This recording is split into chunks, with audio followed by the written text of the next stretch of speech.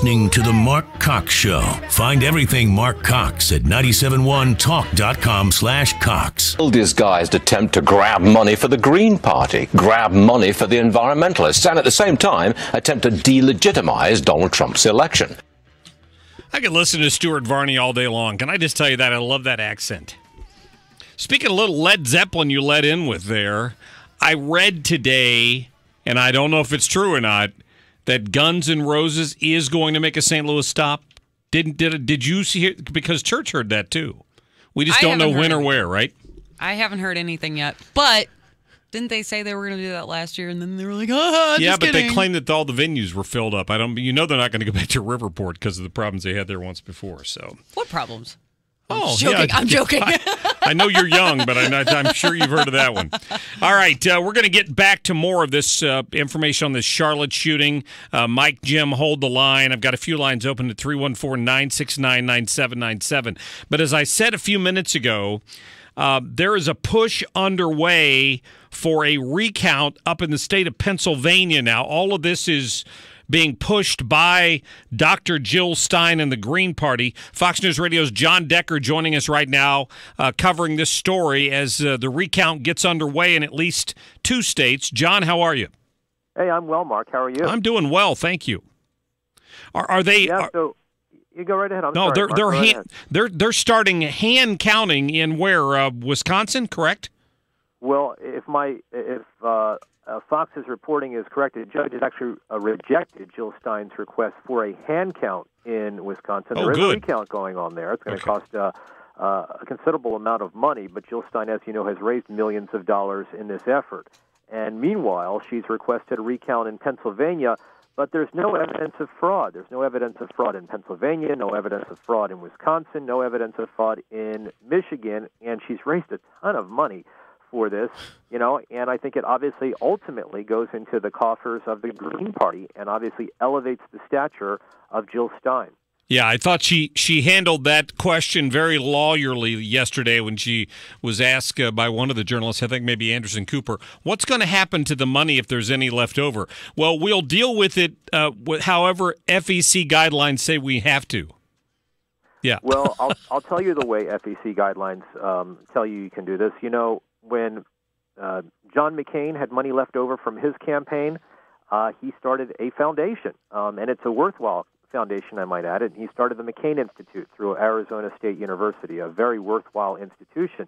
But ultimately, this money can just sort of line the pockets of the Green Party. There's nothing to prevent that money from being used for political efforts. And so all of those millions of dollars that likely Clinton supporters sent Jill Stein's way will ultimately help the Green Party because this effort is not going to be successful. I'm telling you that straight up and down. And the reason being is because the margins that Donald Trump won by in those 3 states, Pennsylvania, Michigan, and Wisconsin, are so large that a recount won't change the results in any of those 3 states. Donald Trump ultimately won the presidential election mark with 306 electoral votes.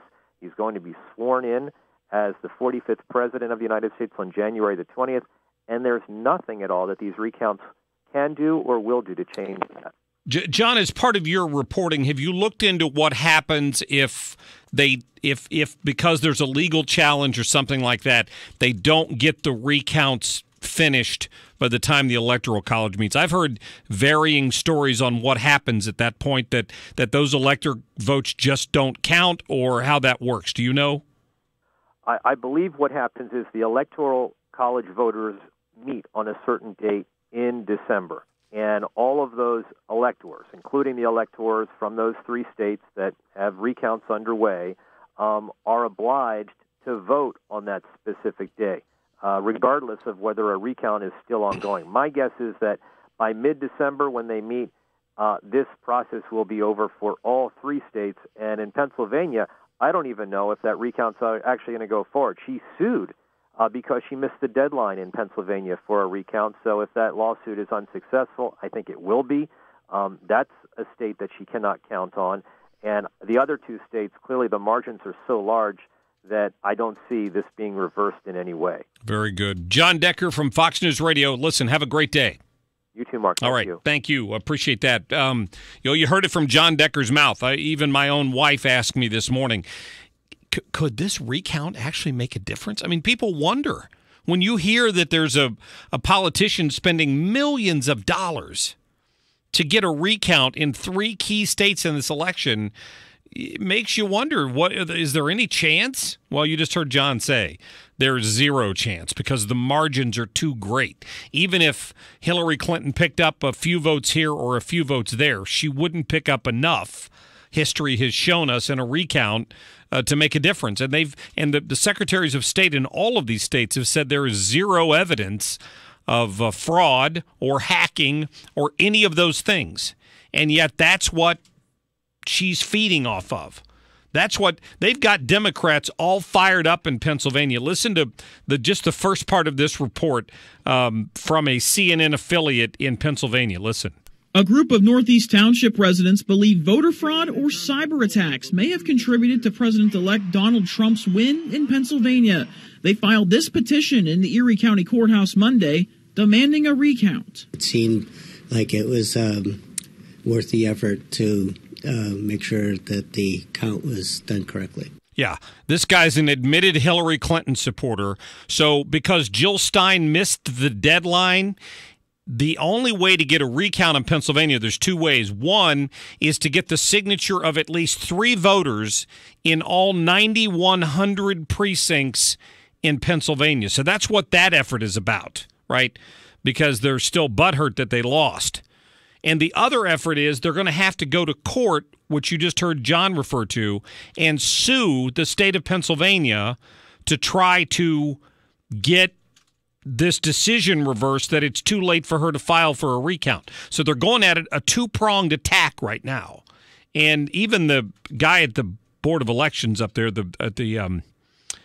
where they have to file this lawsuit, said, listen, we don't even know when they may get their first hearing. And they've only got till the 13th.